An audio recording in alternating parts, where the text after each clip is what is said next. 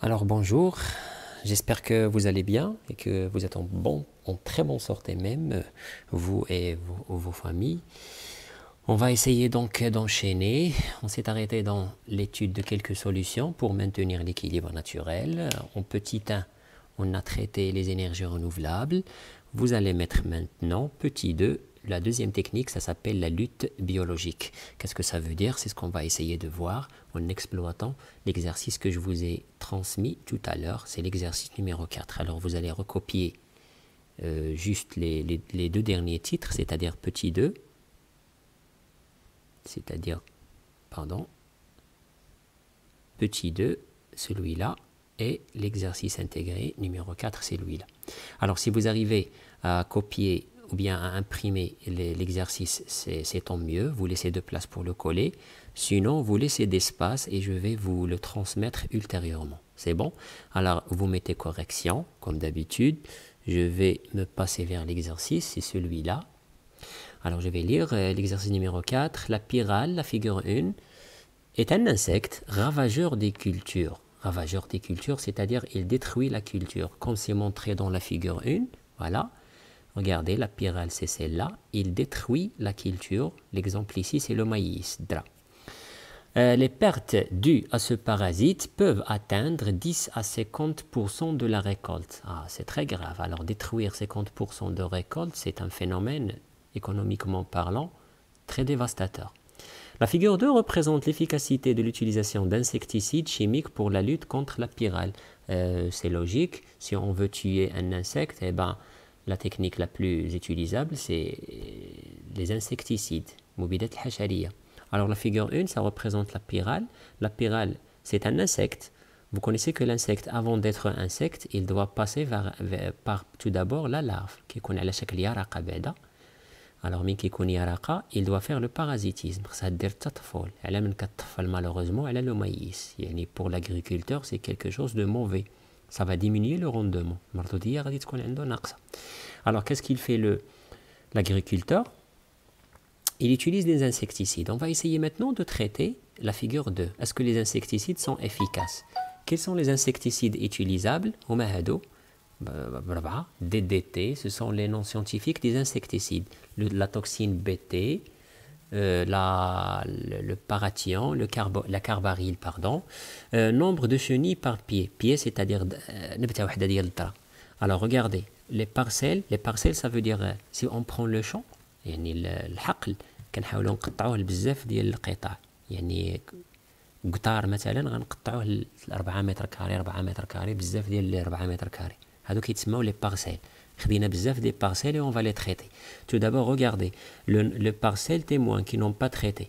On a trouvé 2,3 chenilles par pied. Mais lorsqu'on a utilisé les insecticides, regardez 0,3, 0,44, 0,37, 0,7. C'est-à-dire les insecticides, ils étaient bénéfiques. Ils ont joué leur rôle. Ils ont diminué la quantité des chenilles depuis 2,3 jusqu'à 0, quelque chose. Regardez le rendement.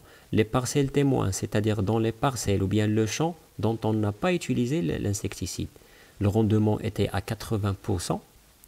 يعني ضعنا 20% ديال المردودية. Mais lorsqu'on a utilisé les insecticides, regardez, le rendement il est supérieur à 90%. 93, pardon, 95, 92 et 90. C'est-à-dire que dans un premier temps, on va dire que les insecticides, ils sont bénéfiques. Mais, regardez une petite remarque là-dedans. Cependant, l'emploi de ces insecticides n'est pas sans danger pour l'environnement et en raison de leur faible spécificité et de leur durée d'action importante. Qu'est-ce que ça veut dire faible spécificité? C'est-à-dire lorsqu'on utilise l'insecticide, est-ce que l'insecticide a la capacité de distinguer entre un insecte qui est bénéfique et un autre qui est non bénéfique? Malheureusement que non. C'est-à-dire l'insecticide, il va tuer tous les insectes, y compris les insectes qui sont très favorables et que la plante, on en a besoin. C'est-à-dire que comme les vers de terre, comme les bactéries, comme d'autres insectes, pardon, les bactéries ce sont des micro-organismes, les d'autres insectes qui sont très favorables. C'est-à-dire ça va tuer tous les insectes et ça va rendre le sol non favorable.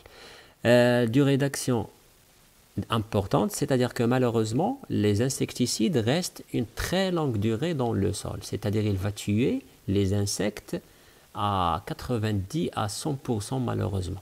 Alors expliquer quels sont les inconvénients de l'utilisation des insecticides chimiques, c'est ce qu'on a dit tout à l'heure, c'est que les insecticides, malheureusement, ils tuent tous les insectes, y compris les insectes qui sont bénéfiques, et malheureusement, ça va rendre le sol très pauvre en insectes qui sont bénéfiques, et ça va rendre le sol inculte, c'est-à-dire inculte, donc ça va diminuer le rendement agricole. On continue. C'est quoi donc la solution? Heureusement qu'il y a une solution. C'est ce qu'on a dit dans le titre, c'est la lutte biologique. Alors, je passe. Dans la lutte biologique, les ennemis naturels des ravageurs sont utilisés par l'agriculteur. Regardez que c'est très malin. Si vous voulez tuer la pyrale, eh ben, il faut aller chercher un insecte qui mange la pyrale, c'est-à-dire un ennemi naturel de la pyrale. Qu'est-ce qu'on va dire? Qu'est-ce qu'on va faire, pardon? Regardez deux points. Ils sont lâchés en masse, c'est-à-dire de grande quantité, dans les cultures et détruisent spécifiquement le ravageur. Très bien. C'est-à-dire que l'ennemi de la pyrale, il va chercher que la pyrale, c'est spécifique, et il va la tuer. C'est bon? Dans le cas de la pyrale, de petites mouches appelées trichogrammes, la figure 3, regardez, a de l'insecte, une toute petite mouche. Qu'est-ce qu'il fait cette petite mouche? Il tue la pyrale, spécifique, c'est-à-dire il ne touche pas aux autres insectes, il ne tue que la pyrale. C'est bon? Qu'est-ce qu'il fait? Comment il la tue? Il les tue, pardon. Ils pondent dans les œufs de la pyrale qui sont alors détruits lors du développement de leur hôte. C'est-à-dire la pyrale, min كتكون عاد بيضة كتجي هاد la trichogramme هادي وكدير البيض ديالها في البيضة ديال la pyrale. Automatiquement la pyrale ما غاديش تفقس, donc elle va mourir. Est-ce que c'est clair? Les pyrales sont arrêtées avant les premiers dégâts, c'est-à-dire avant même que la pyrale se transmet en insecte, elle est tuée. من كانت عاد على شكل بيض تمات. C'est-à-dire que le rendement, il va augmenter logiquement. La figure 4 représente les résultats obtenus après le traitement avec la trichogramme. C'est bon? Alors on va essayer d'expliquer maintenant le tableau. Regardez que les parcelles étudiées, le champ, regardez le nombre, les parcelles traitées avec les trichogrammes, parcelles témoins sans traitement. On a traité 567, شدينا 567 قطعة أرضية ودرنا لها لو تريتمون وواحدة أخرى بحالها ما درنالهاش لو تريتمون. Regardez le nombre parasité. Lorsqu'on a utilisé les trichogrammes, يلاه 33 نبتة ديال المايس اللي ضاعت. Alors que lorsqu'on n'a pas utilisé le traitement biologique, c'est-à-dire sans traitement, 97, c'est-à-dire fois 3 à peu près. 3 ديال الأضعاف. Regardez le rendement. Lorsqu'on utilise la trichogramme, le rendement augmente à 94%. Malheureusement, lorsqu'on n'utilise pas la trichogramme, le rendement c'est 83%. À partir de l'exploitation des figures 2 et 4, discuter l'efficacité de la lutte biologique et de la lutte chimique. Alors, qu'est-ce qu'on a dit?